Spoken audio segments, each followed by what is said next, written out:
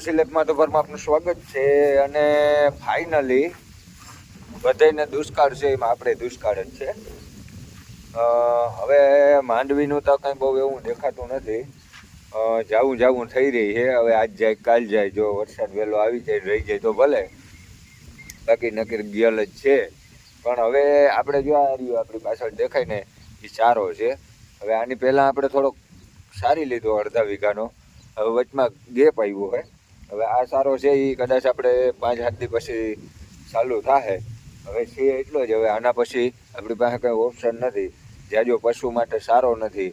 આ માંડવી છે એ કેદી થાય, વરસાદ થાય ના થાય, ડોસાનું શું થાય એ આગળની વાત છે. પણ આપણે ટૂંકમાં હવે દુષ્કાળના દાખલા વાગવા માંડ્યા છે.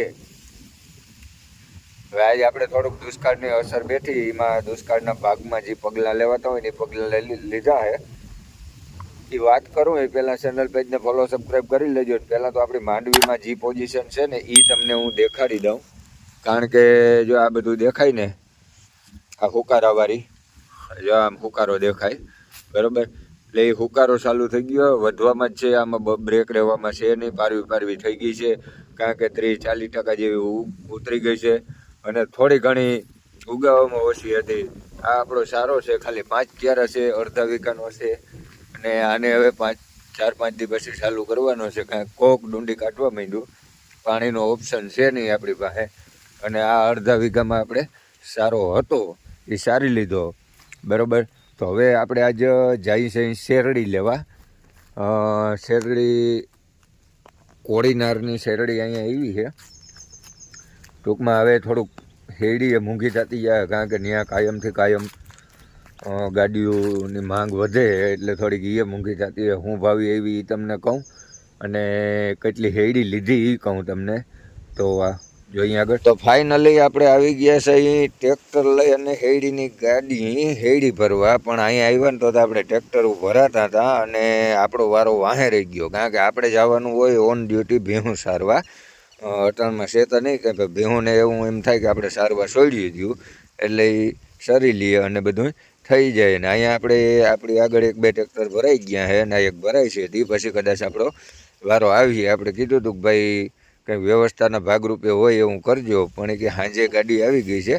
આપણે લેવાનું છે. વારો ઉતારવાના મજૂરના કારણે સવારમાંથી ગોવિંદભાઈ ભેગા આવ્યા છે ટ્રેક્ટર લઈને. આપણે તો ખાલી ચક્કર મારવા આવ્યા છે અહીં શેરડી જોવા કેવી છે ને શું છે. કારણ કે ગમે એવી હોય તો અહીંથી લીધા વગર પાછું જોવાય એમ નથી આપણેથી. કારણ કે ક્યારે ડૂસોતા છે નહીં. અને અહીં છે રોડનો કાંઠો, રોડને કાંઠે ગાડી ઉતારવાની રાખી છે એટલે કોઈ વાહનવાળાને અવર જવર કરવી હેલબી પડે. ને અહીંયા ફક્ત સારી છે એટલે ટૂંકમાં ગાડીની વ્યવસ્થા વાહનને બધાને કોઈને કંઈ ખોટી તકલીફ ના પડે. ને કે આમાં તકલીફ પડે કારણ કે વાહન ના જાય એવી જગ્યા હોય તો ઘણી વારું થાય.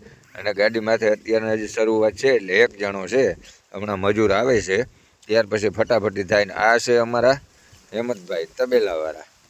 કારણ કે આનો આપણે એક માંડવી કાઢવા ગયા હતા ને એનો વિડીયો ઉતારેલો છે, આપણી ચેનલમાં પડ્યો છે. અને અટાણે એવું કહે કે તું મારા વિડીયો ઉતારો છો. હવે આમાં લગભગના વિડીયો આવીએ ભાઈ આખા ગામના. કારણ કે જો આવું નવું રહ્યું મેં નહીં થયો ને તો બધાને આ ભેહું લઈ અને તબેલો બનાવીને બહાર હતા. હવે અહીંયા આવતા રહ્યા કે ગામમાં મજા આવી. પણ હવે એને ખબર ના હોય ને કે ગામમાં તો આવી હલવાણી થતી હોય. કાંઈ વાંધો નહીં મિત્રો, ગોવિંદભાઈ છે ટ્રેક્ટર લઈને વહી આવશે. આપણે આપણી નોકરી ઉપર જઈએ. હજી બતાવું તમને આપણે ઘેરે શેરડી પહોંચી ગઈ. તો જો આ ફાઇનલી આપણું ટ્રેક્ટર ઘેરે ભૂગી ગયું છે શેરડીનું. કારણ કે હવે કાયમ 5-5 મણ જેવી 5-7 મણ ખવડાવશું. શેરડી સારી છે ને કે આમાં છે ને અમુક ટકા ધ્રોયાન આન તેન આવતા હોય. બધી આખી શેરડી છે ટૂંકમાં, પહેલેથી છેલ્લે સુધીની શેરડી છે. હજી ઓલા કાસા રાડા આવે ને ટૂંકમાં એક વાર લીધેલો હોય ને એ શેરડી નથી.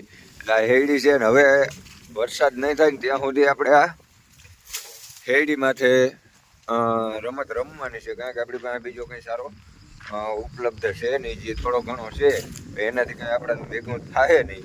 એટલે હવે આ શેરડી જિંદાબાદ.